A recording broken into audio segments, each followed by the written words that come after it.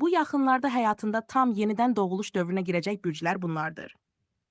Qoç, köhnə səhifə qapanır, yeni imkanlar açılır. İşdə və şəxsi həyatda başlanğıclar səni gözləyir.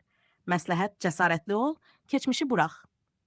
Əkizlər, gözləmədiyin bir xəbər və ya tanışlıq həyatını dəyişə bilər. Ruh halın canlanır. Məsləhət daxili səsini dinlə, o sənə doğru yolu göstərəcək. Şir, uğursuz hesab etdiyin dönəmlər bitir. Yeni başlanğıclar səni daha parlaq səviyyəyə qaldıracaq. Məsləhət, özünə inamını itirmə, taleyin indi səndən yanadır. Oxatan, ruhən təmizlənmə və məqsədlərin aydınlaşır. Yeni planların uğurla irəliləyəcək. Məsləhət, fikirlərini yaz, kainat sənin arzularını eşidir. Dolça, həyatında bir növ sıfırlanma başlayır. Qırılan münasibətlər yerini sağlam bağlara verir.